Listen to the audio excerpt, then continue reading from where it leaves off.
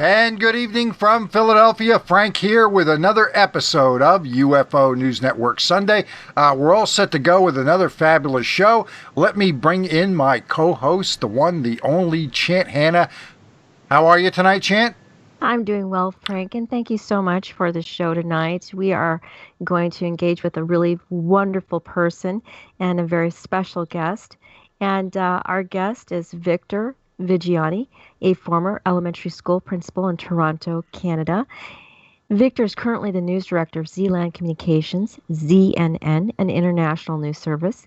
His study of anomalous aerial phenomenon, research and analysis of extraterrestrial issues spans over 40 years. His experience involves UFO sightings, report investigation, academic and radio journalism, with a primary focus on UFO/ET government disclosure.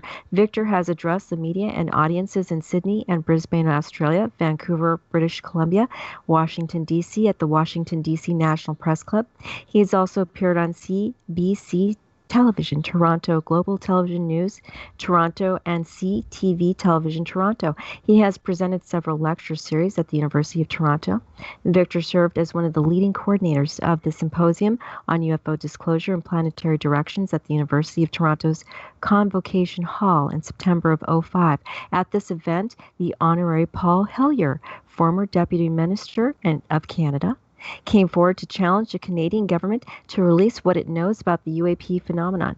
The symposium marked the first time a democratically elected member of a North American cabinet and former Minister of National Defense has come forward publicly to present his views on this topic. Many in the UFO research community credit this event as being one of the most significant occurrences in the area of disclosure. Victor has also engaged in extensive on-site UFO research in the American Southwest, including locations such as Area 51, Groom Lake, Nevada, Corona, New Mexico, Roswell, New Mexico, Socorro, New Mexico, the Very Large Array in New Mexico, White Sands, Los Alamos, and Dulce, all located in New Mexico. Victor has a Bachelor of Arts degree in Sociology and Psychology and a Master's of Education, Administration, and Curriculum Development. Victor is currently a co-host of the Conspiracy Show with Richard Syrett on AM 740 radio in Toronto. He resides in Ontario, Canada, and I cannot pronounce the name of that place where you live, Victor. Welcome to the show. Can you pronounce it for me? Mississauga. Wonderful. Well, we are so grateful to have you on the show. I had a question for you. Mm-hmm. What was the reasoning and the impetus for wanting to create the Zealand publication and platform that you have? Can you please give us a little rundown on that? Thanks. Yeah. So the idea, and we can get into this, I guess, a little bit later, with respect to the way we get information out.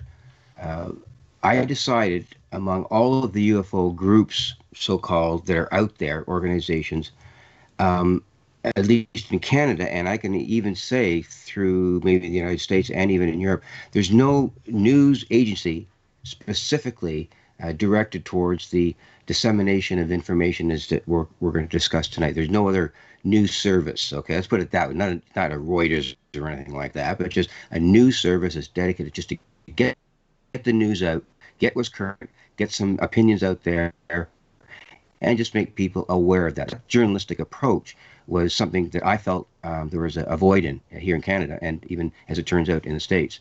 So you have to look at not taking sides, just getting the information out and allowing people to see what the issues really, really are with respect to this entire matter, because it's so diverse. And we can't do everything all at once. You know, great podcasts like this help get the information out. But up here in Canada, I really relied on the fact that this needs to be Canadian, and it needs to have a direction towards informing people and educating all of them with respect to the UFO ET issue.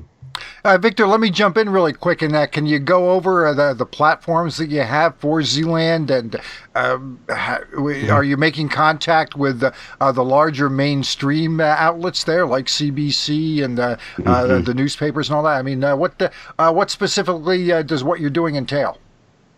Well, actually, the platform, we just have a very simple website, and it's that's the only platform that I operate at. If I have a Facebook account that, but that's not really germane to that at this point. But we do have the one website, it's zlandcommunications.com. And if you go there, you'll be confronted by a press release or an editorial or something like that that's relevant, current information that people need to know about. And you can scroll through all of the press releases and editorials and other things that I write about. Generally, it's press oriented and getting information out. Now, as far as contact with other agencies, I personally have had a lot of contact with virtually, as Chant indicated in the introduction. I've engaged the Canadian Broadcasting Corporation and CTV. Both of them have had me on their TV outlets.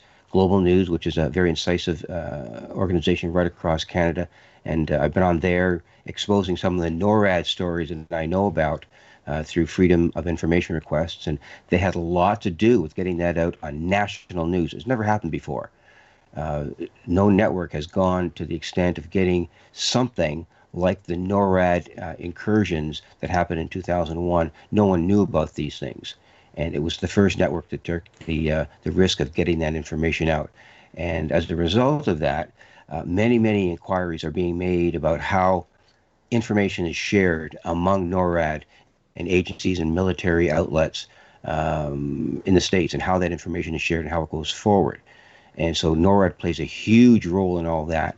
And it's a Canadian organization that's well respected, but there are things that they know that we should know. And that's exactly what I was getting at with respect to all of these news agencies and getting that information out. Great.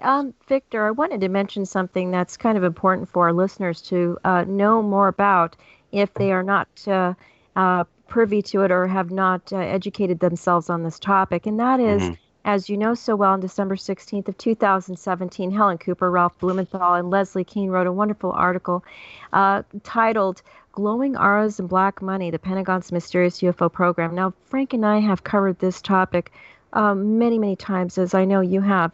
And to some folks in and out of the UFO community, they feel that this topic is a form of disclosure. And to them, some of these folks, they believe that is the disclosure from the U.S. government. Now, not so much for me. I would like to say I feel it's a little lacking. It's if that is full disclosure from the U.S. government, that is not enough for me, both emotionally and more. I don't mean to sound so whiny about it, but I wanted to ask you, how do you feel? And I wanted to find out more from you too, by the way. But what are your thoughts when people say, "Oh, that was full disclosure from the U.S. government"? You mean that article specifically, and what it got? Yeah, and how it originated? Well, it's a really good way of looking at what happened back in 2017 in December and why it happened. What brought about the decision to go to the extent of the New York Times making the critical decision to send 3 reporters after this and talk about what Senator Harry Reid did with his colleagues in the Senate to get $22 million from the Senate. And it's still to this day, there's no one who I know of who knows where that money exactly came from, but it was completely guaranteed funding for the Pentagon program. So that has never, ever happened before. Yeah. And the thing is, we only found out about it in 2017. It had been going on for more than 10 years. So you can see the amount of secrecy involved in all of this with keeping things like this from the public really germinate the question. So who knows what, and when are we going to find out? Now, there's no way this is complete and full disclosure. I mean, it may be acknowledgement. There's a big difference. Acknowledgement means, well, okay, yeah, it's there. But disclosure is another phase of acknowledgement. And that's where I think you're right, Chant. It's not enough. What they spoke to us about, or what's proven in the New York Times and admitted to by the Pentagon and the U.S. Navy, the things that they are admitting to are a form, it's a small little corner of that sort of puzzle called disclosure. So it is disclosure, but it's not full disclosure by any imagination that I can think of. I also wanted to bring up something that I think is relatively important, and that is, for some reason, folks, I don't know why. I have a very biased opinion I want to share, and that is I don't know why folks really think that the U.S. government would have studied UFOs for, say, 5 or 7 years and then just dropped the program. I think anything that traverses our skies, both in the U.S. or anywhere outside of the U.S., the government would want to know. When I say the government, I mean any first through third world government around the planet. Hmm. They would all want to know what is up in the sky, and they would want to study it, and they would have programs to do so. Now, so in this article that was published on December 16th, 2017, it indicates that UAP-related program was only on for really, okay, a few years. It was really not on for that long. I don't believe that. I don't even think that's possible. What are your thoughts on that? Do you think that we only had a UAP program for so many years and then stopped? I personally think we never stopped having one. Well, we get back to the idea of acknowledgement and disclosure. If you look back in history, I think it was 1967 or 68 when the Congress actually held UFO hearings, and that was the first and only congressional hearing Yeah. on this subject matter, to which many people gave testimony to, J. Allen Hynek being one of them. And it's really important that it came from the initiative of a very unlikely soul, Mr. Rumsfeld, former Secretary of Defense. He introduced J. Allen Hynek, and Rumsfeld at the time was a senator. And I find it very interesting that this kind of individual would support, enhance, or whatever, an operator like J. Allen Hynek, who was told to do one thing in Project Blue Book, but it turned out he did another. Okay, so when you look at how all of this unfolds, you have to come to the conclusion that there is a level of suppression in this information. And to even acknowledge one little small bit of it, like what's going on right now, I think is absolutely devastating information that we need to know about. Interesting. I wanted to jump to another topic and just ask you about it, and that is the Canadian NORAD air traffic control logs of 2001. Hmm. Before I delve into this topic, can you just go ahead and give us a little summary of it so that our listeners can be more familiarized with it? Yeah, with NORAD itself, Yeah, the or topic just with regards to specifically Canadian NORAD air traffic control logs of 2001. right, right. Well, people have to understand, and your audience, probably some of them actually know, but NORAD is sort of a radar defense system that covers the entire continent of the United States and Canada together. It's a joint operation. Our jets are all designated to NORAD as an entity. So when anything happens in the skies that's international in scope, these jets are up in the sky automatically, and they report back down to say whatever was going on in the airspace. So they look at all kinds of radar stuff going on, satellite stuff. So NORAD is a very important entity, both in the United States and Canada. So what happened in 2001 was I discovered that I learned about it, and I think it was 2006 or 2007. I made a request to the counterpart is the FOIA, the Freedom of Information Act. Up here we call it the Access to Information process. So I applied to that and got back 101 pages of information of what I wanted to look for, and it took me 5 attempts to do that because I wasn't using the right language. I talked about UFOs and they didn't want to hear about UFOs. So I had to find out what their language was. So if you ask the right question with the right language, you're going to get the right answer. I was using, yeah, they didn't want to, we can't respond to UFO stuff. In any case, they sent me this report of 101 pages. And within that, there were 6 pages where it described the flight in 2001, September, of 2 CF-18 jets. They were scrambled out of Comox Air Force Base in British Columbia, up here in northwest Canada.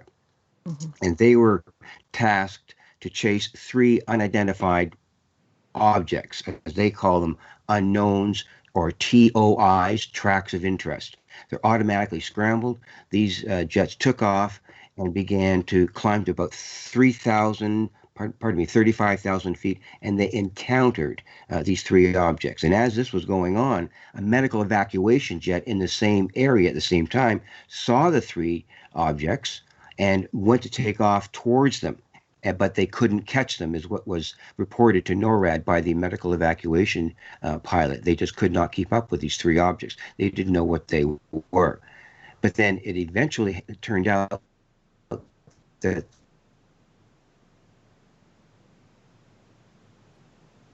it looks like our connection's a little intermittent there, but I know he'll catch up with us in just a second. While we're waiting, there you go. There you go, Victor. You broke up a little bit. Yeah, when you were talking about the medical plane. Okay, the part where the medical evacuation jet came in. Right, yeah. Right.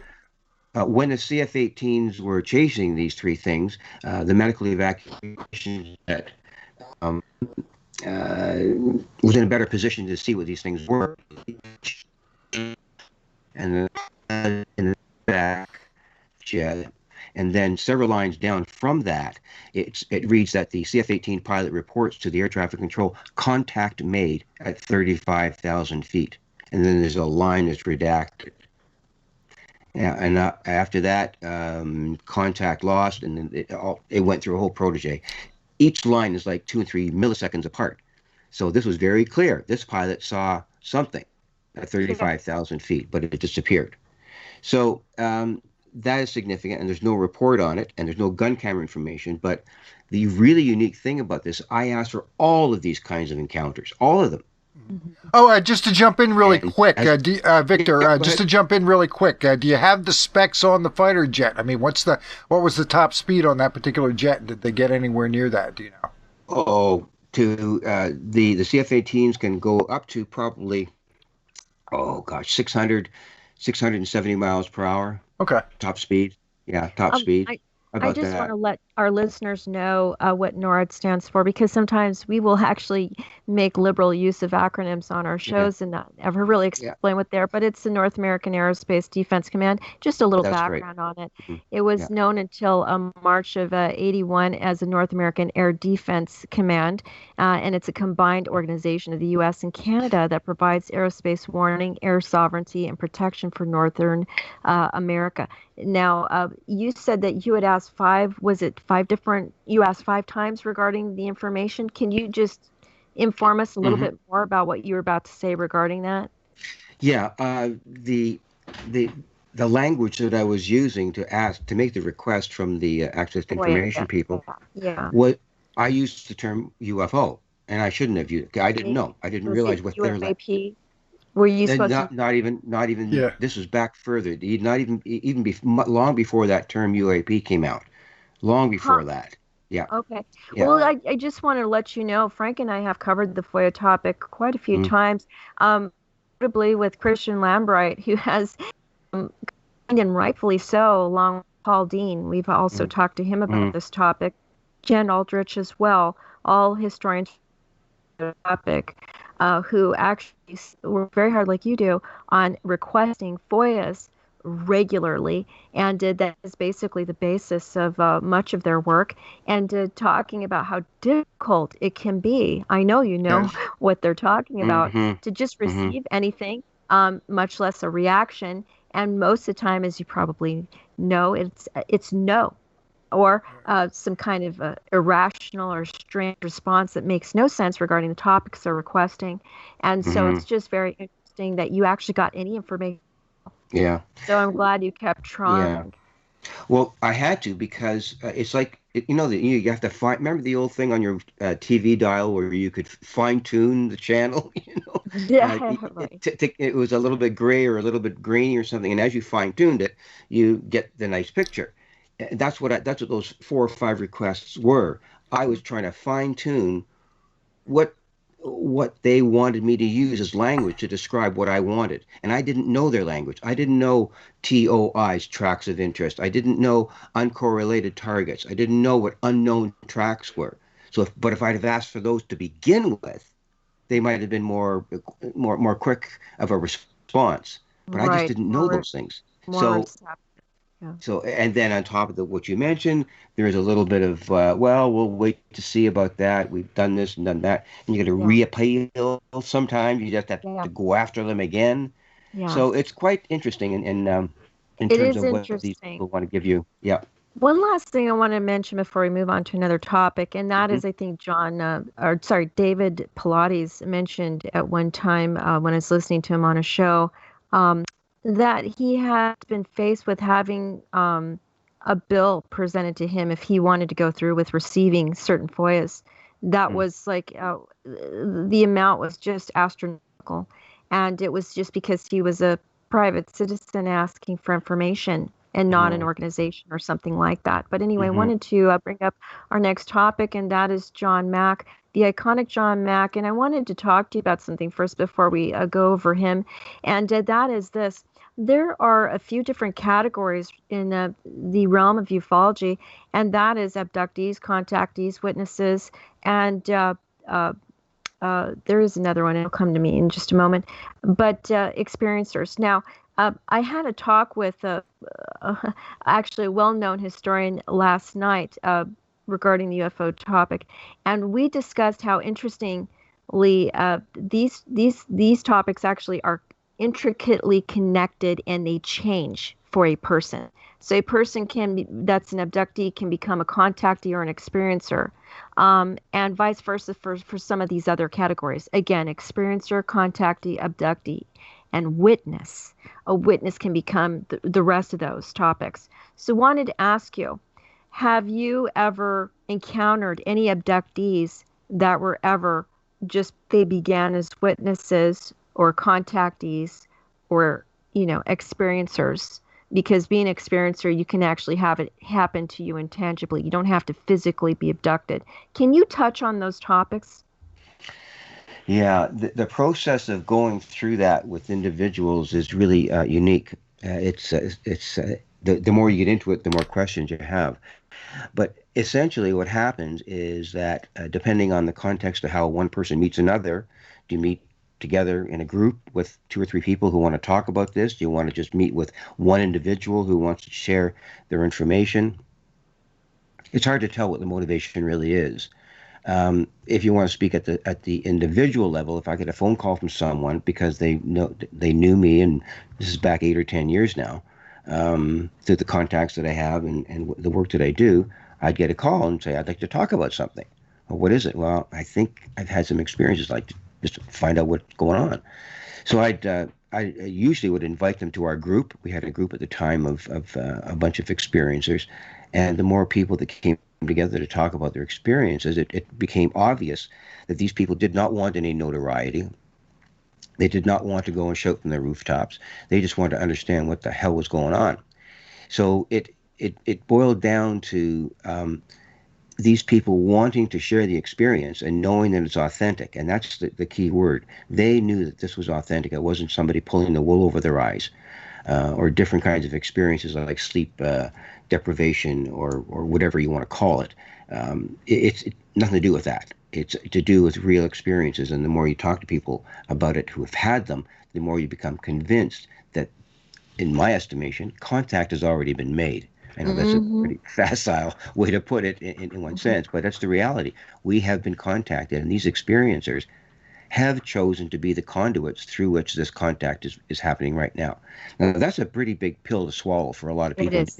in ufology. I mean, they Yes. don't really want to admit that contact has been made.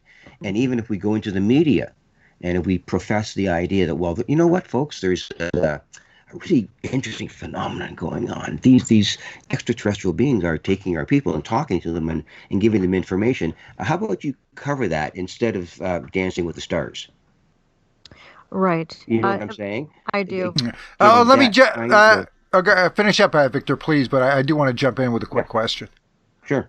Yeah, just we're making some headway as far as the nuts and bolts UFO kind of cases, where we've got radar tracks, we've got good military witnesses coming forward talking about these extraordinary cases. Is it a good idea at all to really be even talking about this sort of thing at this particular point in time? I mean, how do you connect the two? Do you pretend it's not happening? What do you think is the best course of action? Let me just get the distinction you're trying to make. You're asking me what again? Yeah. I mean, between the experiencer cases, which are quite extraordinary, and as compared with the easier to grasp sort of nuts and bolts radar, military pilot sightings, that type of thing. Yeah, how does that meld together?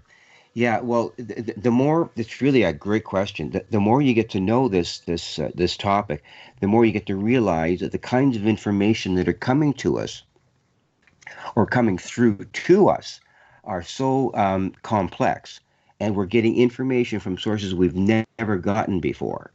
And people have to understand that regular science says, no, that can't be the case. We cannot be communicating with beings that are beyond our own psychic abilities. That's just not happening. And the validation of that fact through the experiencers is becoming stronger and stronger and stronger. And what's happening is these so-called craft, whatever these craft are being seen either doing these kinds of things or injecting situations like the missile shutdowns, for example. It's all the same thing. Whatever happens with these beings and our nuclear arms and our people, it's synchronous. They have strong powers to eliminate nuclear weapons, to put them down in a no-go situation. They've shown that multiple numbers of time. Why they're doing it, who the heck knows? But the fact of the matter is they have control over that stuff, or they've shown that they can control it. Now, the other side of that coin is that some of these beings, whoever the heck they are also interacting with our people. And that's news to a lot of people. Or they find it very difficult to accept that fact. They are actually engaging people here on the planet. And to mesh those two things together is very difficult. And the abduction phenomenon has kind of risen to the forefront as being the way these craft of unknown origin are being manifested in physical terms. And these people are talking about it. So there's a good connect there. Now, people don't really want to do that right now. And I can understand why not. I can understand why people don't want to mesh those two. The people who are in charge of the collection of data, no, not so important to us right now. We have to control the message. We have to make it, we have to make it common to everyone. And the best way to do it right now is just accept the presence of these craft, and they're not from here. Once we can get that issue by the general public and get them to understand that, then we move on to the more esoteric and very more difficult to understand. So let's put them in perspective, but we've got to put first priorities first, and an explanation as to to end secrecy and tell us that we're being engaged by off-worlds. We can all go from there. Now, Nothing else has to happen. Thank you. Very, very great explanation. Thank you for that. Wanted to just familiarize our listeners with John Mack. I know they know who he is, but still just want to go ahead and go over a few important things regarding him. And that is, he was born in October of 1929, and he passed away in 2004 and was an American psychiatrist, writer, and professor, and the head of the Department of Psychiatry at Harvard Medical School. In 1977, Mack won the Pulitzer Prize for his book, A Prince of Our Disorder, on T.E. Lawrence, and he also wrote other material as well. And I wanted to mention regarding abductees, by the way, and a few other topics, I believe, but I wanted to quote him. He did an interview with NOVA, which is connected with PBS, the organization, public broadcasting organization. Now, NOVA asked him, let's talk about your own personal evolution from perhaps skepticism to belief. His response, when I first encountered this phenomenon, or particularly even before I had actually seen the people themselves, I had very little place in my mind to take this seriously. I, like most of us, were raised to believe that if we were going to discover other intelligence, we'd do it through radio waves or through signals or something of that kind. the idea that we could be reached by some other kind of being, creature, intelligence that could actually enter our world and have physical effects as well as emotional effects was simply not part of the world view that I had been raised in. So that I came very reluctantly to the conclusion that this was a true mystery. In other words, that I did everything I could to rule out other sources or sexual abuse. Some people are abused, but they're able to distinguish clearly the abduction trauma from other forms of abuse, some forms of psychosis or people making up stories. I could reject on that basis that there was no gain in this for the vast majority of these people. Now, I have a question that maybe not be tough for you, but would be for other people, and that is too often because I talk to folks who are they actually align themselves with the categories of abductees, experiencers, contactees, or witnesses all the time, and I talk to them frequently, and a lot complain to me, and rightfully so, because they have bipolar disorder or depression, a major depression, or PTSD, or other mental related disorder, that they cannot actually talk in confidence to their counselors or psychiatrists or psychologists and be considered seriously due to these disorders that they have already been diagnosed with. My personal belief is it doesn't matter what kind of disorder somebody has or has not been diagnosed with. It's important to listen to them. What are your thoughts on that topic? Oh, Victor. Victor's mic. Go ahead. There you go. Sorry, he dropped for a second. He's back. Oh. No, I forgot to unpress mute. Sorry, guys. We thought you got abducted there for a moment. Yeah, right. It was a quick one, right? In any case, yeah, the idea of mental stability in all of this is a severe question, especially if you're looking at it from a scientific point of view. If you're not looking at it necessarily from a scientific point of view, you have to take the perspective that this is going on beyond the realm of reality. And as John Mack calls it, in that section that you read, it eventually alludes to the fact that he calls it a contact with the subtle realm.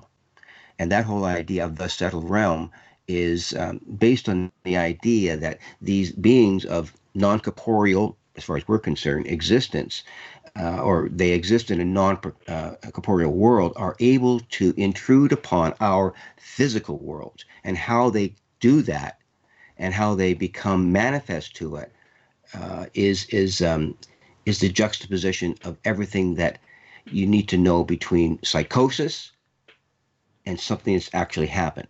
Now, you can say that the people who have the psychosis have it, but people who are completely of sound mind and sound body are having exactly the same experiences. So that's a great. Yeah, let me jump in here really quick and run this by you, Victor. We're seeing so much these days. It used for fun, largely used as a bit of a toy, as a part of gaming and that type of thing. But our own technology is really jumping into the world of virtual reality.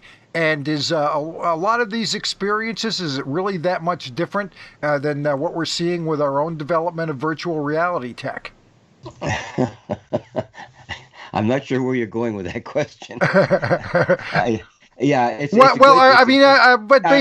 basically, what I'm suggesting is that do we know that a lot of these interactions aren't in fact the kind of advanced technology that we're seeing in the skies applied to these interactions? That what the folks are experiencing is basically a technological experience. Gotcha. That's exactly right. It's a technology that's so far beyond our understanding that it becomes unrecognizable to the ordinary person. That cannot possibly be. And we've been inbred notion in all of us throughout the centuries that we are the top of the cosmic heap, and we're not. We have, severe problems, and we have difficulties in maintaining our own bodies, but there are civilizations out there who have not made the same mistakes as we are, destroying our environment, for example. They are way past that. I consider things like that, destroying the environment and bad governance and all. They're extinction behaviors. They're basically extinction behaviors. Okay, and we're teaching our people to become extinct is what we're doing. Okay, whether we realize that or not, by polluting our water, polluting our air, and messing with our governance and creating situations where people just don't trust anything anymore. You're in a position of really, really having to look at what direction are we headed as a society. Well, you're tough on humans there, Victor. They may have gone through the same growing pains that we're going through. Well, actually, it's my story about that. I'm a former teacher. I taught school I was involved in education for 35 years. And you get to know when you're standing in front of a group of children, 30 of them every single day from, September to June, you get to know people pretty well. And you get to know what motivates learners to find out things that they either don't know about, can't accept, or just need reinforcement about. How do you get people to understand that there are things beyond their own eyes that need to be addressed as well as the concrete world? And once you get past that, then you can talk about the dialogue. Then you can get into that. Until you get there, it's tough to really make people understand how can I put it, the awesome belief system or change in belief system that you have to get to in order to accept that fact. And you have to completely do a 180 in your whole life. And it's not easy things especially for people in high places and in the media, so on and so forth, and government. You can understand why it's such a big reach for them. So I don't really see that as a problem. It's just that we're just not there yet in terms of understanding this as a species. I wanted to bring up something interesting with you, and that is regarding the NARCAP founder, Dr. Richard Haynes, also a former NASA scientist. And this is an excerpt from an interview that he did. He states, and I know you know who this is, Dr. Leo Sprinkle. He says, I like Leo Sprinkle's idea of initiation as cosmic consciousness conditioning. It's a one-way change that seems to be going on. I have interviewed a lot of people who claim to be abducted. And in those cases, the rubric of recruitment is much more valid. There's something else going on that these people did not ask for mostly. In CE5, it's people who voluntarily go out and try to establish communication in themselves and bring the phenomenon under their control. In these 200 cases, they claim a reply or closing of the loop, which I interpret as a sign of intelligence. The case is quite strong for an intelligence of some form, a programmed robot or actual localized intelligence. The evidence speaks for itself. Do you have any thoughts on that topic? I think you just need to... There you go. Go ahead. I'm so intent on listening to you to do that. I find that when you get to a point of understanding of where your information comes from, and when you think about it, information flow is very significant in that how you put that information in front of people is so critical.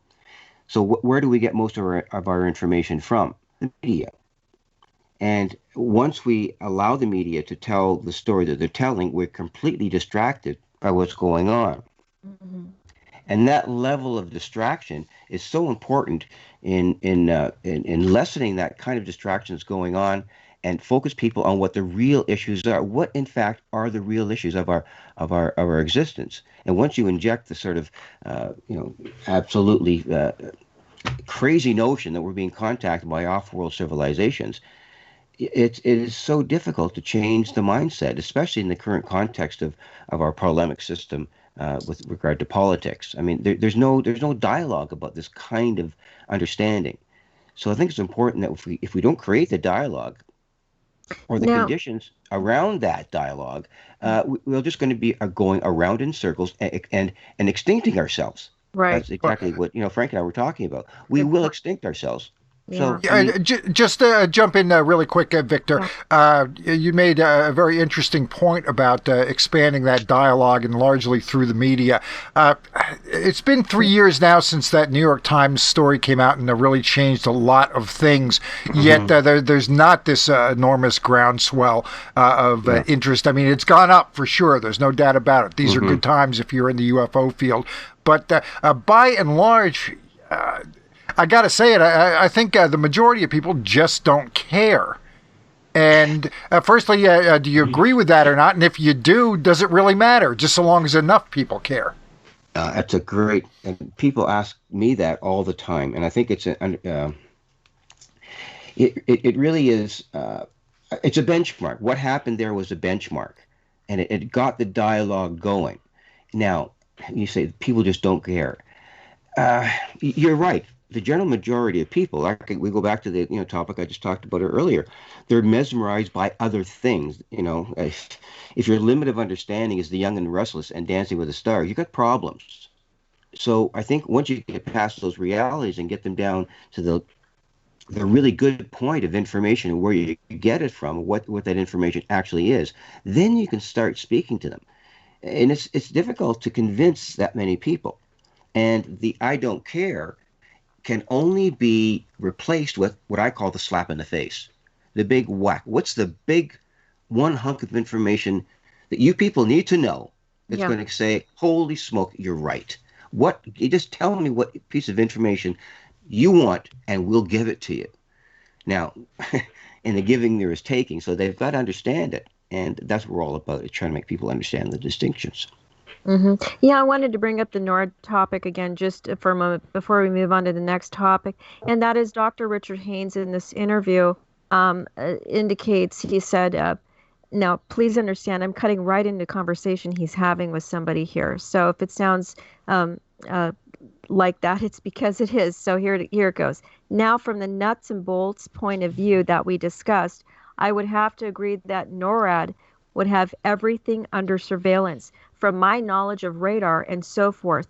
But from the second point of view, I don't have to agree with it. There might be a component slipping in wavelengths that NORAD has not even thought of yet. Standing ground waves, long wavelengths, etc. They don't measure those. NORAD really has a very narrow spectrum that they monitor and has to do with infrared because of ballistic missiles, metal reflecting surfaces, which is how we make missiles awfully anthropomorphic. I hope NORAD is monitoring all those things in space, but there could be all kinds of wavelengths in the electromagnetic spectrum that are completely ignored, overlooked, forgotten. I mean, isn't that amazing that there's so many different kinds of things that could be happening right in front of DARPA, NORAD, every country on the planet regarding every technology that they utilize, and they're missing those different spectrums. Possibilities. It's really a great way to frame how information gets to people. And if people understand that NORAD is just doing things to monitor stuff in airspace, they're looking in the wrong direction all the time, and that's why they have a problem. If they understood these electromagnetic influences a little bit more finely, they would see that this stuff perpetrates everything underground and in our waters. And that's an important thing that we need to understand. Some of this stuff, some of the communication or the vibrations or the electromagnetic spectrum is being influenced within the ground. There's just no doubt about it. And in the water. And that's testified to by the idea that some of these craft can actually function in water. That's the prime way of moving. And that was borne out quite well in the Shag Harbor incident up here in Canada, as well as one of the incidents that happened with respect to the F-16s that found these things off Catalina Island. Underwater foam, movement of craft underwater, breaking the water, that kind of thing. So when you get right down to it, the idea that they're here is so pervasive. It's in our airspace and in our earth and our water. And that's a phenomenal understanding that most people don't really want to grapple onto at this point. Great. And before we move on to that, I do want to let folks know about a wonderful book that John Mack did write. It's called Abduction, Human Encounters with Aliens, that I know that our wonderful friend here, Victor, has probably read multiple times and has a copy, an overly worn copy in his bookshelf. Now, moving along here, wanted to go ahead and touch on the incredible life of Paul Hellyer. And wanted to just let our folks know a little bit about him. Actually, the expert on Paul Hellyer is Victor. So why don't you let us know about him, please? Thank you. Mm-hmm. Well, first of all, thank you Thank you for asking that. Yes, the story behind my relationship with Paul goes back to 2005. And at that time, a colleague and I were planning to do a symposium up here in Toronto. And that symposium was going to be speakers and, slideshows, so on and so forth. At the time, I was doing a radio program called Strange Days Indeed in Toronto. And we finished one evening of the interviews after we finished, and I got a call in the control room. Victor, there's a guy who wants to talk to you. I said, well, I'm tired. It's 2 o'clock in the morning, but I took the call. And the person at the other end of the line identified himself very clearly and indicated, and he said to me, you have to talk to Paul Hellyer. And at the time, I mean, I knew I had known that Hellyer was a very official kind of person in the Canadian government, but that's all I knew. I had no idea that he might be interested in this topic. So I said, okay, fine, thank you. Give me the contact information. I'll try my best. And at the time we were doing the symposium, I'm trying to contact Mr. Hellyer. And I eventually contact him and say, hi, Paul, my name is Victor Viggiani. I was given your name by such and such. And I just need to ask you, you've just finished reading the book, The Day After Roswell, and that you want to talk about it. Well, we just happen to be doing a symposium on that. Would you like to be our keynote speaker? And he hemmed and hawed. He said, call me back in a few days. I have to kind of work on this. And so I said, well, where's this going? So I called him back about a week later. And he said, yes, I consent to coming forward and being the keynote speaker at an address at University of Toronto, Convocation Hall in 2005. And he just blew the doors off the whole place. This is a huge monumental building, 550 people, and press all over the place. And he shook the world with his announcement that airplanes, rather UFOs, are as real as the airplanes that fly over your head. And that was his big statement. And from there, he's gotten himself, and he blames me for this all the time. He's gotten himself into a lot of situations where, Victor, what did you get me into? And he told his wife at the time that this was just going to be a one-off thing, just the one lecture, and that was it. And that just turned out not to be true. Now, some interesting anecdotal information on the incredible. Chant, you're breaking up. Yeah, let me jump in real quick until the sound improves. But just to give a little background on Paul Hellyer, Chant, you're breaking up a little bit, so let me keep going a little bit so I can fill in some space. Basically, Paul Hellyer is sort of analogous to a former Secretary of Defense for the United States. He was the Minister of Defense for Canada in the 60s, and also had another, I guess would be analogous to an American cabinet post, the Secretary of Transportation or Minister of Transportation up there. So just to give the folks an idea, that's a pretty big deal, obviously. If we had here in the States a former Secretary of Defense coming forward and revealing that kind of information, it would create some huge news here in the States. And when Paul did come forward, it created quite a buzz here in the States as well. So, Victor, you sound like you're coming in okay. So, you want to keep going from there? Yeah. Well, actually, what happened was after he came forward and did what he did, I wanted to continue the dialogue about that. Now, people should understand that Paul also served as a Deputy Prime Minister of Canada under Pierre Trudeau, which is like a vice president kind of position, which is created for him specifically. So, as it turns out, the way Paul decided to play these cards, in terms of, my goodness, why are you coming forward, and why now? What's going on? And he makes the statement that if we do not unveil this veil of secrecy that's going on, and looking at the economic situation as to how it's also playing out, because he's also an economic expert, and he sees these issues as intertwined. The global politics and the global economic situation are very, very, very closely linked, especially in terms of fossil fuels and the control over fossil fuels and all of that affecting our economy. And what's the thing that needs to be understood about our civilization?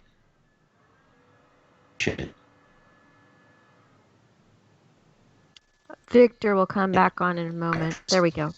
Mhm. You just said the thing we need to understand about a civilization. That part we didn't hear.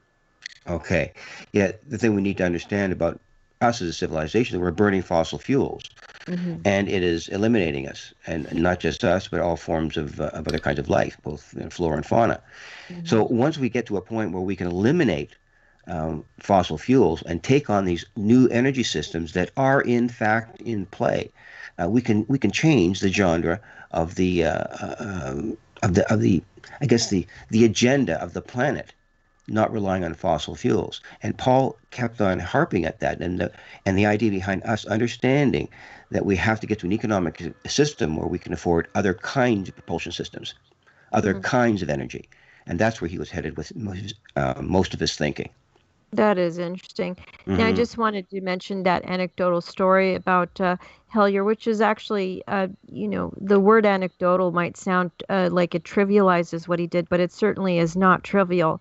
In June of '67, Hellyer flew in by helicopter to officially inaugurate an unidentified flying object landing pad in St. Paul, Alberta. The town had built it as its Canadian Centennial Celebration project and as a symbol of keeping space free from human warfare. The sign beside the pad reads, "The area under the world's first UFO landing pad was designated international by the town of St. Paul as a symbol of our faith that mankind will maintain the outer universe free from national wars and strife. The future travel in space will be safe for all intergalactic beings. All visitors from Earth or otherwise are welcome to this territory and to the town of St. Paul." Moving on, in September of '05, Hellyer made headlines by publicly announcing, as we already discussed, he believed in the existence of UFOs. Now, it looks like Hellyer has really been working for a very long time to apprise the planet of the UFO phenomenon and ET topic. Hmm. Uh, I just want to know. Let me put it this way: if I had him in front of me, I would ask him, why did he have the wherewithal to even bother? Because it's a very difficult thing. It's a difficult platform to take up and talk to Hmm. folks about. So why did he bother doing it? Is he that passionate about it? What happened? Well, the idea behind the passion essentially comes from the fact that he Paul was a very kind of he was a maverick here in Canadian politics. He started off in the Liberal Party. He was elected as a Liberal in the. He's actually one of the youngest Liberals ever elected to the House of Commons, and from there he began to show his elbows or how sharp they were, and he irritated a lot of people to the point where sometimes people felt, well, maybe your idea is a little bit too far this way or that way, and he said, well, okay, fine, I will become a conservative then. So he flipped. He flipped. Okay, and he did that several times in his career, to the point where he eventually he started the. What was the name of it? The Canadian Action Party. Okay, he created that, and they attempted to get seats in Parliament, and they were unsuccessful. They couldn't do it. So this man has been compelled all of his life to challenge the system. And in answer to your question, Chad, it was his duty. He felt compelled to do this because the system was rotten to the core, and he could not abide by that. That's what motivated him. Understood. Now, I wanted to move on to another topic, which is something that you spent quite a bit of time going over. And so I'll just go ahead, and I'm on Zealand Communications News Network. I just want to let our listeners know, and I will at the end of the show also let them know where this website is that Victor has created and he's head of. It's called zealandcommunications.blogspot.com. And on November 19th of this year, there's an interesting article that you have. It says U.S. Select Senate Intelligence Committee directs Department of National Intelligence to report on unidentified aerial phenomenon, also known as UAPs. Senator Marco Rubio's reference to UAP catches observers off guard. Can you go ahead and fill our listeners in on what you discussed in that topic there, Victor? Yeah, that's a biggie. We talked earlier in the evening about the December 17th, December 17th, 2000. and 17 announcement by the New York Times with Leslie Kean and Blumenthal. We talked about that as being sort of a benchmark, okay, in terms of what really kickstarted this thing. It has evolved so quickly. I cannot tell you how it's unanimous in the UFO research community, how fast things have come along. It's been light speed. And that's important because these movements towards a politicization of this whole idea is unheard of. To the point now, we are having the U.S. Navy admit these things are real. Their officials have admitted it, and there's just no doubt that these things are in fact real. Nothing we have can climb from 50 feet over the water to 85,000 feet above the water in less than 1 second. That is astounding information, and the Navy has had the courage to admit that. And then from there are several political representatives, and Marco Rubio, he is one of them. And Rubio is fundamentally important because he has come forward and admitted his interest in this issue in an interview with one of the CBS stations. He says these are things, he didn't call them UFOs or aliens, he didn't use that word, but he expressed the interest that he knew the craft of unknown origin were making unauthorized incursions into the United States airspace. And that's a big deal. It's national security. So when you are involved in making unauthorized incursions, you have to investigate it. And he has come to the conclusion that some of these things that are coming into our airspace are not from here. And that's the conclusion that he and Mark Warner have made. Right, so as a result, very key and very important and noteworthy, actually more than noteworthy. But I wanted to mention something that is important for our listeners to look up, and that Victor and I were discussing earlier in the evening before the show. And that is, if you go, listeners, to intelligence.senate.gov, or you just go on Google and you Google Intelligence Authorization Act for fiscal year 2021, you'll see an interesting report. And Victor knows this report very well. I know he's gone over it extensively, and that is calendar number 477 report. And it's goes on to explain something interesting. I'll read it to you here. It says, advanced aerial threats.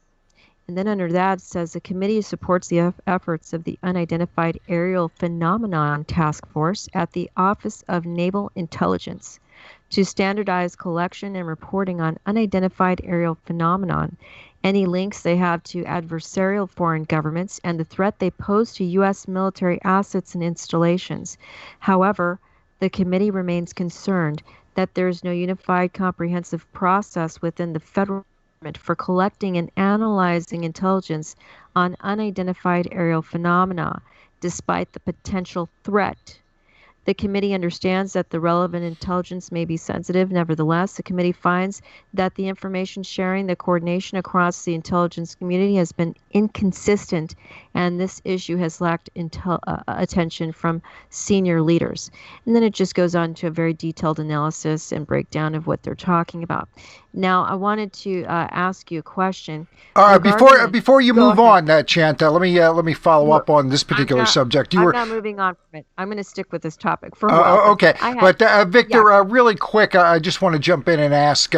You've been talking about some of the initiatives that have taken place on the American side, and what has kind of surprised me a little bit is we haven't heard too much comment from other allied governments. You know, obviously Canada fits that. The UK, France, Germany, save for the Japanese. And I was wondering if, are you aware of any kind of Canadian initiatives that would mirror what we're seeing here in the States? And if not, why do you think that's the case? You mean understanding the flow of information politically? Yeah, I mean, just any moves within the Canadian government or anywhere else? Yeah, it's happening in other places. If you have a broad understanding of how global this issue is. You've got countries like Peru, and Peru's a really good example because the individual that I know that worked as an advisor in the Peruvian Air Force, they have always been pride, I guess is the only word, of the fact that they have a relationship with the Air Force. Both the government and the Air Force have always had an ongoing relationship in this thing, and they understand the issues. And so, for that reason, that kind of relationship between the Air Force and government and the people too is reflected by the fact that the UFO community down there is fully aware of what's going on. So it's a good model for us to work on.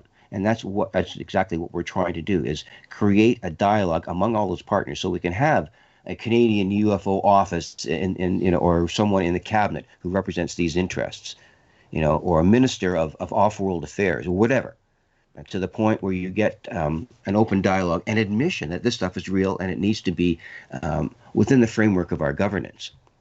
Which brings me to a whole other issue on this, and it sounds rather contradictory, but I can get to that later if you wish. Why don't you get to it now? We're on a roll here. Oh my goodness. Victor, yeah. look, I know it's an extensive topic, so if you feel like you can cover it with brevity, you're most welcome to. But I did want to ask you, and Frank actually and I have covered this topic extensively on our shows, and that is what equals evidence. Now, I know Frank specializes in researching this topic extensively, and regarding the UAP topic. And this is actually related to the report I just read, by the way. So this is not unentangled from it. But I did want to ask you, in your opinion, what is radar proof or radar evidence? What does that mean to you regarding the UAP topic? I know Frank has some interesting examples to share regarding that, but do you have anything to share on that topic? Because this report indicates that they want folks to collect and collect all that UAP data and more. So go ahead. Well, that's an ongoing controversy within the UFO research community. There's a community of people who just go out and look for data and just say, well, what was the sighting like? How bright was it? What was the weather? Was it an individual contact? Was it a group contact? Was the wind blowing? Had you been drinking? And a whole list. Okay, Victor just broke out for a moment, but he'll be right back in just a sec. It's just an intermittent internet connection. Sorry, we lost you for a moment. Is there too many in that? Yeah. We lost you for a moment, for about maybe 30 seconds there or so. Okay. Go ahead. Oh, really? Okay. So when collecting data, that becomes the only thing I'm interested in. And when I first began in this whole field, I was part of that. But I got to realize that this story was more than just data. Okay, it's just not the collection of data; it's the data and how you convince people that this is going on. That's been sort of the angst between the people who want to push this thing forward and then just the ones who want to just collect data, and that's as far as they go. And there's so much research going on that is not politically motivated to change politicians' minds about this stuff. They're not using the data to do that. Now, when you're going back to Rubio now, you use that as an example. You mentioned it earlier. He is a politician who's been probably convinced completely behind closed doors about this whole thing. I'm absolutely sure about it. He knows, if not the full story, he knows that there's something that the government is hiding. And that's not sitting right with him. I know the Senate Intelligence Committee will need more than, say, our word or some Joe Schmo's word, for example, or their hey, I know it's real type thing. I know you know that. I'm just saying that a detailed analysis of any kind of hard data would definitely want to be collected, collated, and amassed by these folks. And so moving along, Frank, I wanted to mention something to you, and maybe you can talk to us about this just a little bit, and Victor can chime in.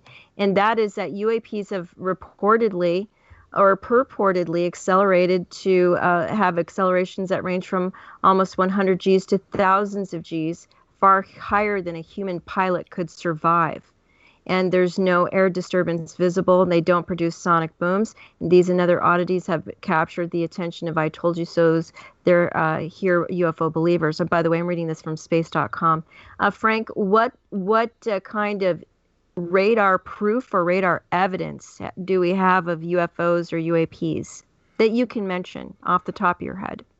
There's not too many actual radar reports that are let loose, but we do know that radar has picked up these things. We do have accounts from radar operators like Kevin Day and Gary Voorhees. They've seen these objects create these maneuvers, do these types of things. And, radar is physical evidence. It's a form of remote sensing.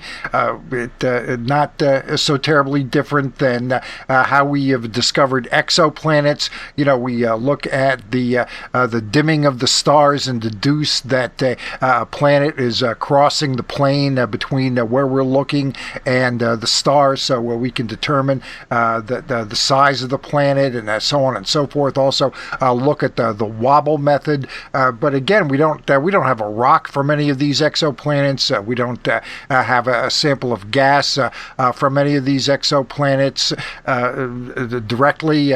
We don't have any in-hand physical evidence, but the remote sensing that these telescopes, the space telescopes, the ground-based telescopes do, they provide physical evidence through remote sensing, and radar is in the same class of providing that kind of physical evidence.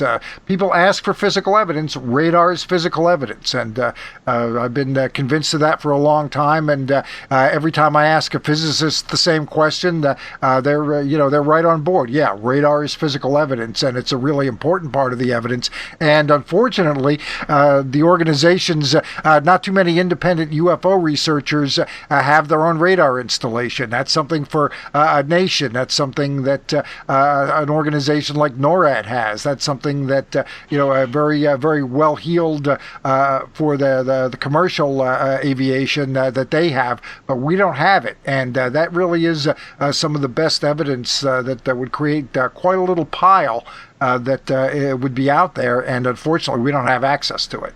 Well, the Senate Intelligence Committee has a huge burden placed upon them to try and expect folks to bring forth any kind of objective and high-quality data. Now, Hynek mentioned that if this phenomena is millions of years ahead of us regarding its technology, it would be quite easy for that technology to ignore us, so to speak, and cloak itself is my belief, and facilitate the ability to not be actually detected. Hence, are not having much on the UAP phenomenon. Well, what are your thoughts on yeah, that? well, what we're interested in is when it is detected, those instances when it is. So, you don't know what you don't know. If they're a lot more ubiquitous and they're just flying around, not being detected, well, they're not being detected, so we don't know about it. But obviously, there are some serious instances when they are, and those are the ones that we're really interested in. Those are the ones that we really want to know more about. Great. Well, so Victor, did you have anything you want to touch upon regarding the aliens and hiding until mankind is ready, says ex-Israeli space head? That was an interesting article. I know, I see you laughing there. Please do touch on that topic. To be really honest with you, I know that the article did come out. I must admit I have not read the entire articles because I first got into the first couple of paragraphs of it, and I began to realize that something really, really strange was going on. And if people want to find out more about this and try to get to the bottom of his assumption that the extraterrestrials have in some way told us, back off, folks. We'll do this when we're ready, not when you're ready. When you're ready, then I think we can start to talk. Right now, you're not ready to get the message. So from that position, at that point of view, that is a very important point to make. But I think the way he goes about it is a little dodgy. That's all. Victor, when this story came out, it's kind of funny because here's a gentleman who had some very serious positions in the Israeli military and space areas. He's an older gentleman. His career is behind him, and I kind of, even though he obviously goes a little bit further, I kind of thought immediately of Paul Hellyer when I saw this bit of news come out. I was wondering if you have any thoughts on that. Yeah, well, Paul, when he first came forward, this is, he was, I guess, in his early 80s when he first came forward. He's 97 right now, and still going strong. A lot of times what happens with men of this kind of stature is that they reach a point in their life where they say, well, I might as well just let everybody know what I'm thinking, and I don't care what they say, or I really don't care whether they believe me or not. And you reach a point in your life, or a level of maturity or age, wisdom, whatever you want to call it, that you just say, well, here are the cards, and I'm going to put all my cards on the table. And this guy's done that, and I applaud him for doing it. And I also like the fact that it's getting as much attention as it is. But overall, I don't think it's helpful the way the whole thing goes on about Mars and all that other stuff. Yeah. I see the public is not ready for that, and it may well, in fact, be going on. I know I will not rule out anything, but right now, if we have to, convince people that there are actually underground bases on Mars, or there's huts there, or there are people there already, that's going to be a big sell that people are going to say, why? What are you talking about? We have to get people to understand the more basic issues about what this whole problem really is.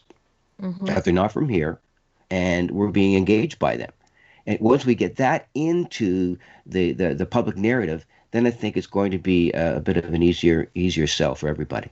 Well, and see, there are a few different camps out there that might wrestle with you a little bit on what you just said. Let me explain. When you say they're not from here, as you know so well, because you studied this topic for decades, there's a group of folks out there that believe that they, whoever they are, have been here since the inception of humanity, or even millions of, well before that, and that they may have even designed us. Now, I know that's actually very fringe related. Well, the whole topic of the UFO and ET subjects is fringe related. However, that's kind of jumping down the rabbit hole a lot deeper.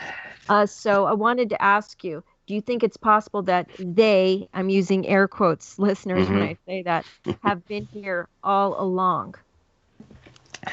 I remain convinced, first of all, that that any theory that how can I put it, is so narrow in focus that it won't allow for a new worldview is difficult to understand, and it's a matter of how we present the information to the public, and that's more than crucial. That manner of putting it forward so that people will understand it is something that we're wrestling with, and so you see all the controversy that surrounds the whole issue. And that's what's really lacking is a consensus that we have to come forward.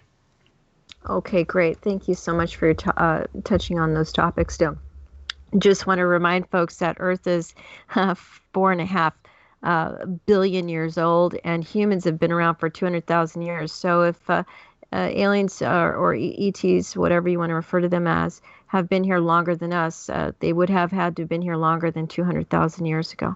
Anyway, moving along, wanted to touch on another topic here. Let me just go ahead and bring that up. That's the FOIA work of Christian Lambright. Now, although you may be familiar or not familiar with his work, I just want to let folks know how they would look that topic up.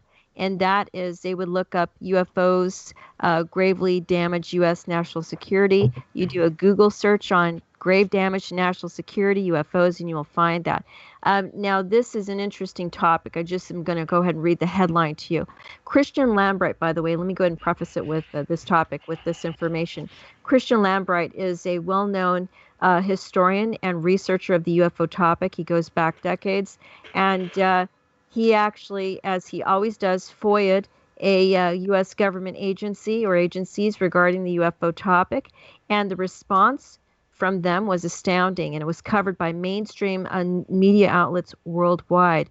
This article that was published on January 13th, it's on Fox News, but you can find it on many other sites. It says, top secret UFO files could gravely damage U.S. national security. Navy says, the first paragraph here, the Department of Defense has top secret classified briefings and a classified video about a UFO incident. The U.S. Navy acknowledged the existence of the information which concerns the 2004 encounter between the USS Nimitz and strange unknown aerial objects in response to public records request. And last year, the Navy for the first time acknowledged that 3 videos, which you know so well, Victor, one from the 2004 USS Nimitz incident, and 2 from 2015 were real videos of unidentified flying objects. I think what they're talking about, of course, is the Tic Tac Gimbal and Go Fast videos.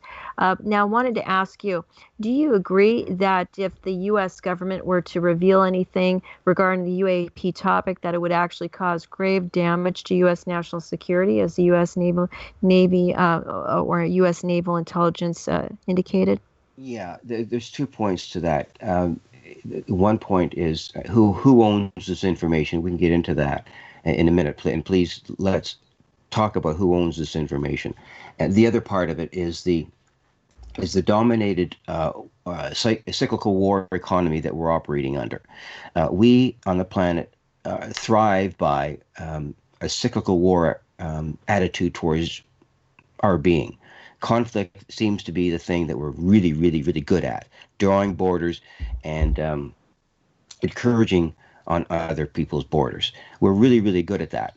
And when you look at what kind of behavior is necessary to evolve into a better species, it's incumbent on us to believe that there are other civilizations out there. And that if we don't pay attention to the fact that we can understand this issue, if we just internalize it to a point where it makes a difference in our day-to-day life. Right now, it doesn't make a big difference in most people's day-to-day lives. And that's a real shame, especially in the conditions that we're operating under now with the pandemic. It makes it very difficult for people to focus on other things, especially this. But in fact, it's the biggest story in human history. Mm-hmm. And if we don't get it out there, then, boy, we're going to do a lot of suffering between now and the time we realize that we made a big mistake. Wanted to mention something very interesting. We had Cheryl Costa, the UFO. What she does is she likes to collate and basically organize and amass as much UFO-related data as possible. She's done this for years. And she indicated that during the pandemic, she knows that folks that have gone out on their smoke breaks, meaning from their houses, because they're at home and they're telecommuting, they'll go outside for whatever reason to take a break from their work, from their computer, and they've noticed more UAP-related activity. Now, that could, of course, be drones, Venus, Starlink, Elon Musk's Starlink and stuff like that, but people are noticing the skies more. So I think that there's a misunderstanding. This is just my biased opinion, that people actually feel they're noticing more UAPs now. But I think that whoever they are, have been around forever, so to speak. So I don't think they're out more now. I think they've just been around a lot. People are noticing more. What do you think about that, Victor? No, you're right. The whole sociological and anthropological issues surrounding exactly what you're talking about is if this has been going on for as long as you and I think it has been going on, and they've been watching us or being part of us for as long as they have been doing that, and we're just discovering that now, what does that tell us about our species and our capacity to understand what they really want, or what they could want? Or even better stated than that if they are in fact responsible for being us here, and they just sort of let us go, okay, just evolve, do whatever you need to do, knock yourself out, and we've kind of made a mess of it. Now, they had a choice, if they could, intervene. Why not, and steer the civilization in the right direction? And I just get the funny feeling, I'm not sure why I know this or feel this, but the admission by them is that these guys are just not ready. They're only 17 years old. And right. I mean, just take a look what's going on. We are not ready for this. Now, I think it would help if they did give us a slap in the face. It would really help us a lot right now, especially now. But the fact of the matter is, if we're not ready for this, it could cause problems beyond belief. And I think that that's part of the whole scenario. Yeah, just a personal thing I wanted to share is that my boyfriend said something very interesting recently. He said, we're not babies. I think we're adult enough to know if an individual who actually has the ability to covet or have access to restricted, confidential, secret, or top secret information can handle it, so can we, because we're all humans, and folks will handle it in their own way, and we should let them react to it in their own manner. Now, there are those who will actually deny the existence of an ET if there was one actually there. land on their front lawn, they'll still deny it's there, Victor. You know there's people out there like that, For sure. okay? There's always an explanation. But you're going to say something. Go ahead. No, you're exactly right. The first time this kind of stuff happens to a species, when they've reached a point of no return, and the collectivity of the notion of us being in trouble is not severe enough at this point in time. People really don't think we're in all that kind of trouble, and that we don't really need to become a spacefaring species. Mm-hmm. The admission of that, but then you look at the conduit of information that's telling another narrative, becomes such a crucial part of our social discourse that the less we talk about it, and that's why programs like this are exactly what we need. We need to get this kind of language out there so that people understand what it is. And when they, as you said earlier, when they look up at the stars, rather than thinking it's something weird or something it's not, they ponder it more carefully, whether they're right or they're wrong, or they saw something that was physical or just a bird in the sky. It raises the question, we just might not be alone. Now, before we talk about who owns that information, by the way, that was fabulous what you just said. Thank you. Before we talk about who owns this information, wanted to ask you something that is important to me, and regarding what your thought process is on this topic, and that is Lou Elizondo indicated a while back that there are allegedly officials in our U.S. government who believe that anything that is UAP related, ET related, that it is satanic in nature. Now, I have an issue with that, because if that's true, and they were actually maybe related to the UAP program, the ATIP program that he was a member of, how did they actually handle that topic in a manner that would be judicious or responsible for that matter? Now, a lot of people might take issue with what I just said, but Victor, what are your thoughts on that? Well, you know what? To be really honest with you, I'm not sure I've heard Lou frame it that way. We Yeah. interviewed him. We interviewed him 3 weeks ago on our program, Yeah. and for an hour and a half. But then again, I haven't read every single thing that he said and done. Yeah, it may not have come up, but there's a sort of a right-wing fundamentalist element within the military, known as the Collins elite, and they they may or may not have that level of influence.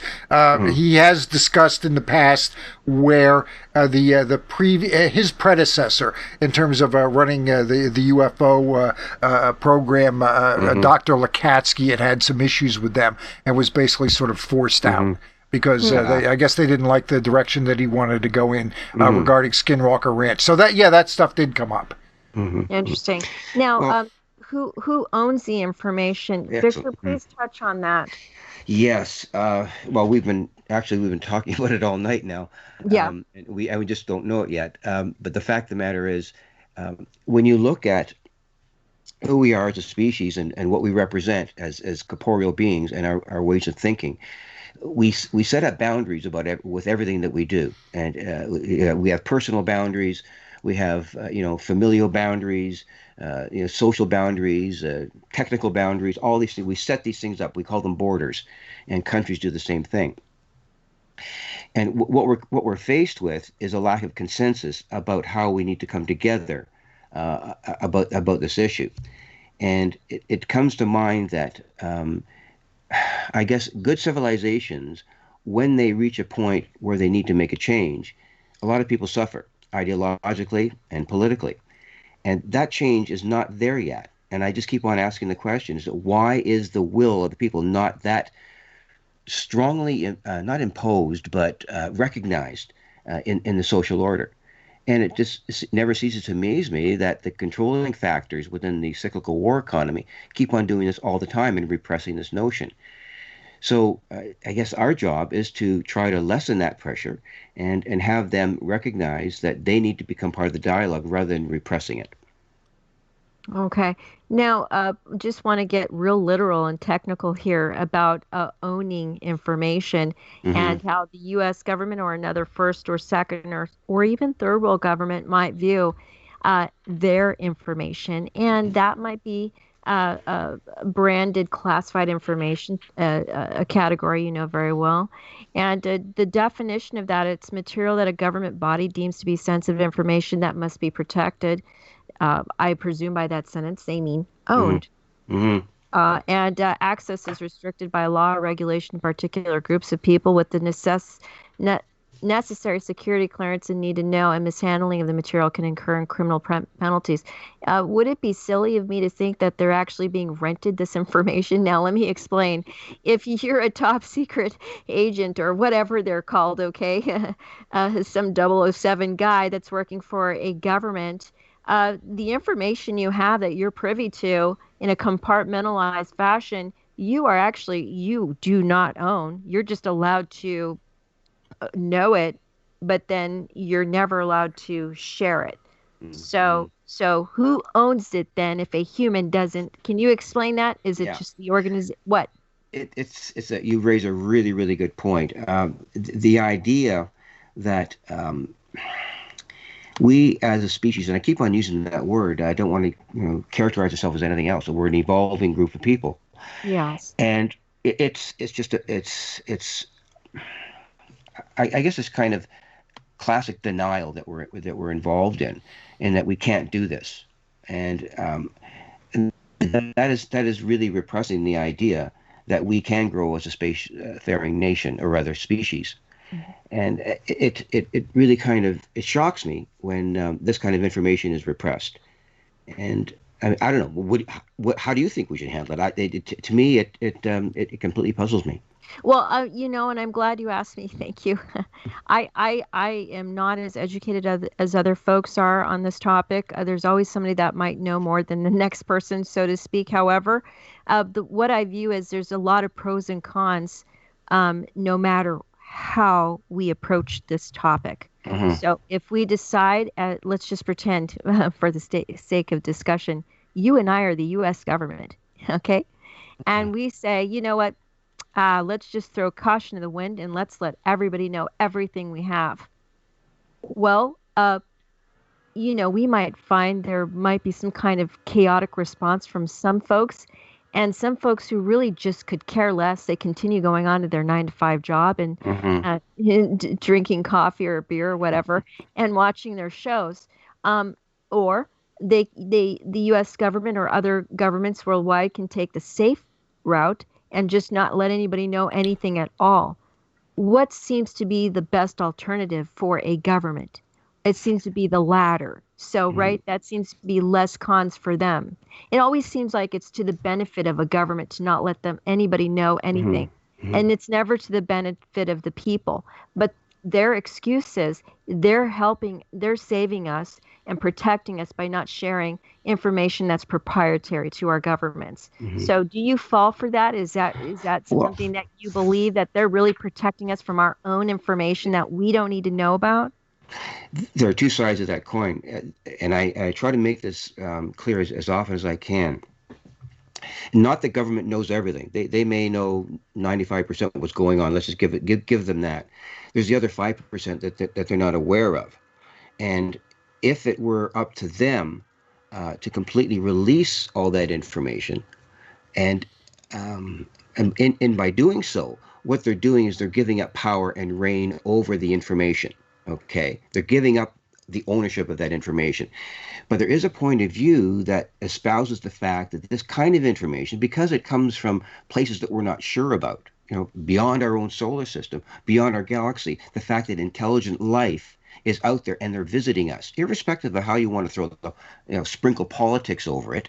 Okay, Yeah. the fact of the matter is these are things that are coming from off-world civilizations, and we as a species are entitled to that information. It's not the government's information. They do not own this information.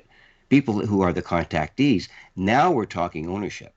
I mean, Yeah, that what kind of dialogue is so necessary for people to understand that we own this as a species, not as a governmental organization. great answer. Now, I did want to throw something interesting at you, and that is, don't ETs own it too? So if they're traversing Yeah, the yeah. skies and they know what they're doing Well, and they land, they can say to any private citizen, hey, we know we're here. here's where we went today. Not saying that they do that. Yeah. We own this information, by the way. This is our itinerary for the last whatever amount of time. Hey, do you want Oh, to check it out? I Because see. they own that Hmm. information. I see. They can bypass whatever our governments around the Of world are course. saying is Yeah. Yeah. proprietary or classified in the Yeah. whatever form, and Hmm. say, hey, by the way, here's our ET technology. Want to check it out? Victor, that there are abductees, contactees, witnesses, and experiencers who have stated that they have had some kind of communication with otherworldly beings that have let them know about ET technology, Hmm. underground bases, uh, uh, oh, gosh, weaponry, There are people all who kinds of claim to interesting things. have made discoveries based on this sort of contact, who've ended up with patents. One fellow with a Nobel Prize. I mean, it's been discussed in the past, and maybe some people have come up with some pay dirt as a result of contact. Yes, so ET's on it too. Is that right, Victor? Well, what do you, what's the own here? You've turned the Right. argument right on its head. No, you're Yeah, right. No, I no, was no, just no, being you're right. humorous. You're But right. anyway, Yeah, you may um, be saying that tongue in cheek. Well, it's they own the information because essentially it's coming from them, and in yes, a yes, way they can either be benevolent about how they proffer this information and assist us as fellow creatures in the cosmos, yes, or they can withhold it from us. And as long as the government continues to be speculative about this fact that these people, and here we go again, that these ETs own the information, and we need to share it with them. And the longer government represses that notion, the longer it's going to be before we grow as a species, not before we get the information. We have to grow as a species and meet our challenges. And I think perhaps that might be, I mentioned that earlier, that might be the thing that really flips us around. Once we realize that we have to grow, get to a certain point in our evolution where these beings, whoever the heck they are going to say, okay, I think these guys are ready. Let's kind of make this a little bit more obvious. But in the meantime, let's just let them guess. Let them hold their hearings. Let them make up their little documents and take their pictures with radar and watch us come and go. Just let them do that for now. It's okay. right. That's where they're at right now. But Fair there's a enough. bigger picture out there. You see what I'm All saying? right. Yes, I do. Now, you actually shared an interesting pictogram or graph with me. It's an octagon-shaped Mm-hmm. symbol that has information embedded in it. Is it okay with you if I read a few categories from it? Oh, Yeah, sure. Yeah. Yeah. Oh, yeah, I've okay. got it So up now, so people, yeah, the folks watching, can see it. yeah. So thank you, Frank. So a few of the categories on this fascinating uh, geometric shaped object that you sent me says society, earth, health, military, secret government, solar system technology, financial.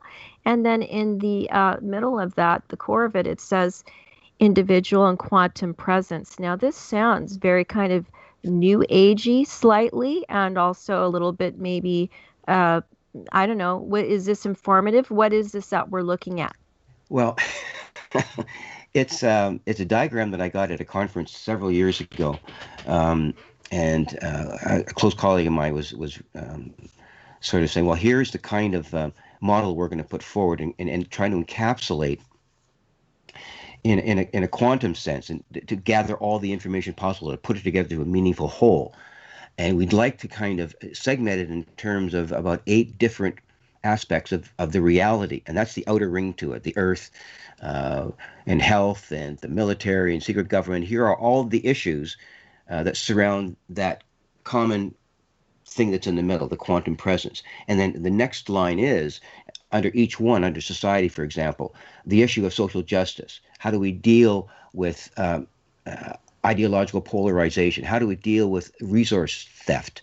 All of these social issues, and that's in one segment. And then you go on to Earth, you look at superstorms and extinction of animals. Then you go on to the next one, health. And in each section of the pie, you get issues that are germane to human beings and that are also germane to the individual and to the group, and that coalesces into the meaning behind the diagram.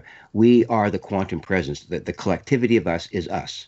This is what we believe. This is the way we see the world. Now, there may be things in there that people don't agree to, things that should be added, things should be taken away. But this is the theory that once we integrate our being into the understanding that we're all in this together, Yeah. okay? And that's the bottom line. If we don't understand all these issues, we're never going to be able to move forward. And within that quantum presence creates a notion for change. And that's what the idea of connectivity is all about. Where every single piece of matter in the universe has an attraction or an influence on another one. Every single particle in the cosmos does that. So we can, in fact, affect the change within us. Now, I thank you. I have a question for you. What would you say to a seemingly obstinate individual that would look at you and go, I'm not a part of this. I don't have anything to do with pandemics or underground bases. Those aren't real. I don't have anything to do with NASA cover-ups or global recession. I don't even have time for that anyway. I work 9 to 5. I work 7 days a week. I have 3 jobs. I have 5 kids. And I could barely have time to take a breath and think for myself. What do you have to say to somebody like that? Whoa. Well, my first inclination would be to perhaps suggest some psychiatric help. That would be my first, under denialism. No, I understand that feeling is strong and real. And there are other aspects to our reality. This does, address the idea of spirituality and who we are as spiritual beings. And but that, to someone who's trying to put bread on the table every single day, really is not all that meaningful. And that goes back to my earlier statements about how we describe our worldviews. And if your worldview is such that, well, I don't need information, I don't need anything, I just want to be a person and just come and go as I please, and I don't want to deal with anything else that's extraneous to my life. I mean, if that's your attitude towards life, and that kind of belief system encroaches on us as a species to evolve, once again, we're going to be making a real mess of that. So rather than trying to set yourself apart, and this is the problem with the American politic, if I could get to that in a minute, that you as an individual have the right to do whatever the hell you want. And I don't care what anybody else says. And don't tell me that I can't do it. Because if you do, I've got a gun in my back pocket that's going to prove me right and you wrong. That kind of thinking is in opposition to everything that's in the quantum presence, that we share information, that we share the capacity to understand our species, rather than resist it or bring up ideas that are going to set us apart. So the thinking that you outlined there is a form of escapism, and there's so many people involved in it. It's just it's becoming a pandemic itself for crying out loud. So Victor, let me jump in here, Chant. Victor, you had mentioned time, and that is probably the most valuable resource any of us really have. And it is a finite resource, to be sure.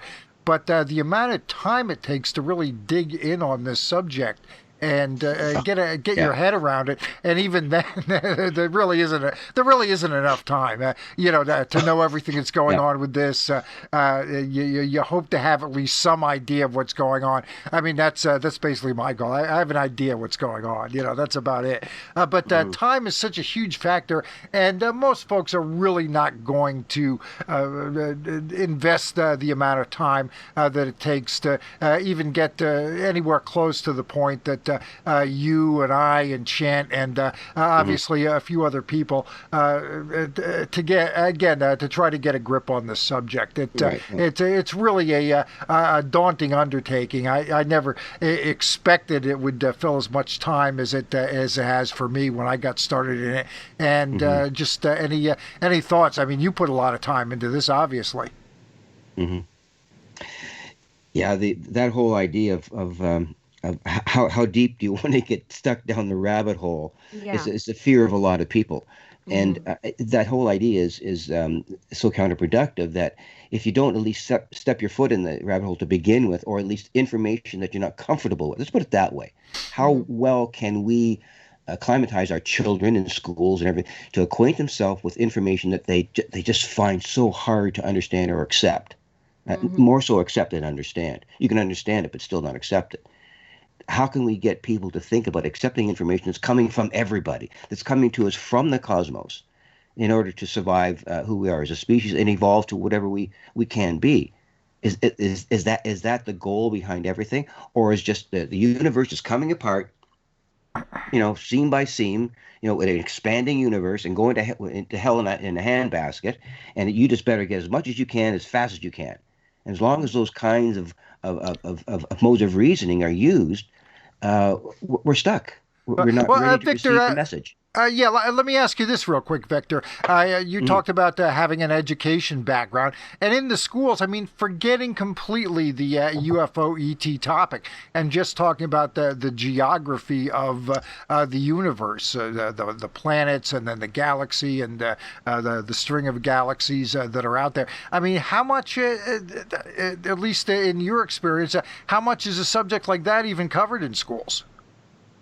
It's covered in a very superfluous way, and I know because I taught it. Right, exactly. Yeah, I was That's part why I of that. wanted to ask you.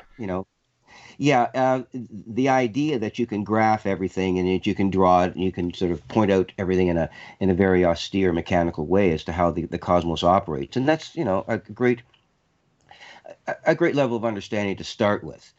And you always have to do that with learners. I'll use your example of my example of being an educator.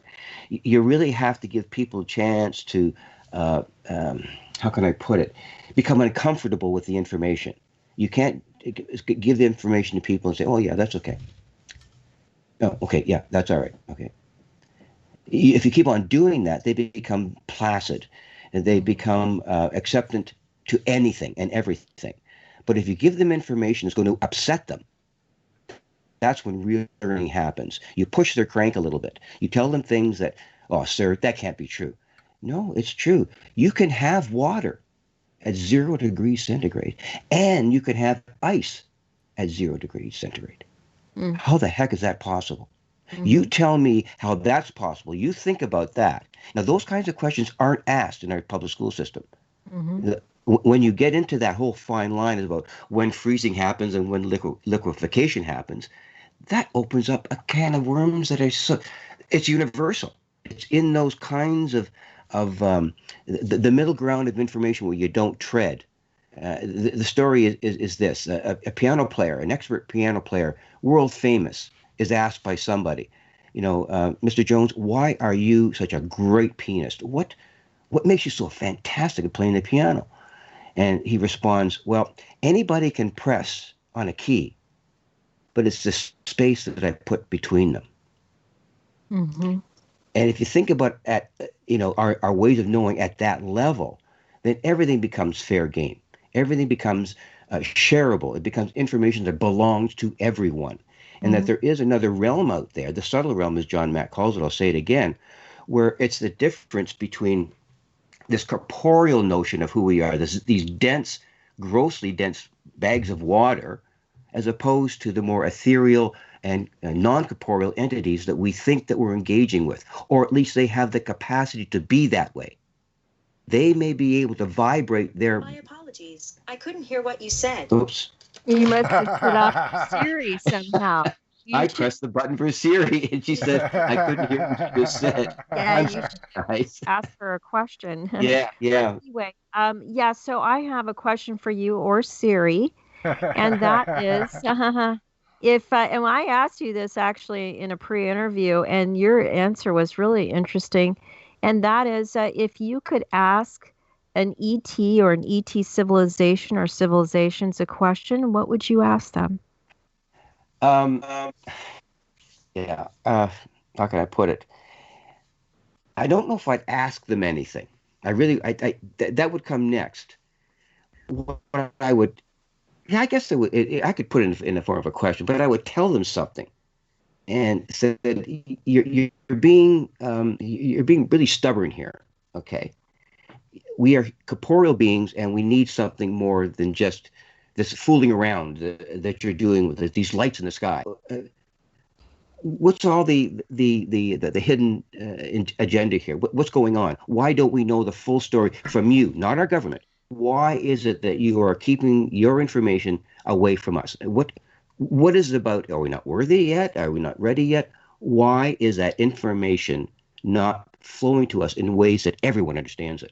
And that would be the question that I'd ask. And what would you say if they told you, well, we have shared it. We've shared it with various folks here on the planet, and probably hundreds of thousands, and that's it. Are you saying that you want them to share it with the whole planet? Is that what your point is? Well, one way or another, eventually, it's going to land up to be that way. It's like the common knowing of something. It becomes infectious. So it's like it's a lot to do with connectivity within the cosmos. That once one particle of information knows what the other particle of information is either doing or thinking or how it can influence it. Once those two particles make that connection, everything is possible. So we have to start making the kind of connections that tell us that we are more than these corporeal beings, and that whoever these beings are, have the answers to these kinds of questions, or at least they may allow us to explore the notions. It might take 100 years to understand the whole thing, but eventually get to the point where we come to believe that there's more than just us in this cosmos. And as a human species, we haven't really got there yet to understand that full notion completely. Interesting. Well, before we let you go, I do want to let our listeners know how they can actually go to your website. And what you do is you go to zealandcommunications.blogspot.com. I'll repeat that, zealandcommunications.blogspot.com. And Frank will also put that URL in the summary underneath this show. And did you have any last things that you'd like to share with us, Victor, before we end the show? Not really, not specifically. I just want to thank you for this opportunity to share some of these. Thank you. Some of these ideas. It's not often that this kind of discourse goes on. I quite often say to people, you're out for dinner someplace or whatever, and this question comes up. There's 4 or 5 of us sitting around just discussing like we are, and it always brings up the notion to me that, okay, we're in a restaurant of busy people. I mean, lots of people. Well, that's not happening right now because of the crazy conditions, but in the times when restaurants were full, we'd sit there and just discuss this stuff. And so I always ask them the question. I said, you know what? What are the odds that we're the only people in this whole restaurant talking about this? And the conclusion obviously is, I don't think there's any table out there that's talking about it. 100%. Okay, they're not. They're not. So if you extrapolate that to a more global perspective of on that whole issue of what are we talking about and how we can get other people to talk about it and accept it, that's when we really do the job that we need to be doing. And that's, I guess, the role of Zealand Communications in trying to get that idea out, to create the dialogue or the conditions under which we can all talk about this issue and not be afraid of it. Well, thank you. I would like to make a comment regarding what you said, and that is they might not be talking about it because they don't remember having been abducted last night. It's really, the whole idea of knowing someone has been abducted or taken or had experience, let's put it that way, experiences, it's almost become easy for me to identify the individuals in a room who may have had something different happen to them. I don't know what it is. Maybe it's an innate sense that I've developed, but all you have to do is talk to someone for 15 minutes and this situation creeps into the conversation. You can tell within 10 seconds that something happened there. Something happened. And the other people don't get to that point. But there's so many more people out there like that have been introduced to these beings in a way that's a little nefarious as far as I'm concerned. I wish they'd come more clean than that. But the fact of the matter is these people are going to tell their story, and we're going to give them the opportunity to tell their story and become acceptable to the rest of human society. So that's what we're all about. And thanks for the opportunity to share this stuff with you. Yeah, thanks so much, Victor. Yes, we're very appreciative of your time, and it was just a really wonderful discussion. We look forward to the privilege of interviewing you again. I look forward to that too. Thank you very much. Okay, thank you. So that is it. A great interview with Victor. Thanks so much, Chant. And I'm going to wrap things up here. We're getting into the home stretch as far as me having to work for the rest of the year coming up on Christmas break. So I think we'll probably be picking up the pace a little bit and doing more of these shows. Does that sound okay to you, Chant? That sounds fabulous, and really appreciate this wonderful guest that we've had on tonight. Very grateful that we've had the opportunity to speak with him, and also would like to thank Victor. He has spent 4 decades working very diligently and meticulously on these topics that we went over, the UFO/ET topic and more, and also has dedicated a good part of his life to listening to people that have been involved in the UFO/ET topic, and just really feel like you're a very special person. We're very grateful to you. So thank you so much. Thanks again, Victor. Thank you again. Thank you. And that is it. I'm going to wrap things up now, and enjoy the rest of your weekend, everybody. And we will be back with you soon. Thanks again. Bye-bye now. Okay.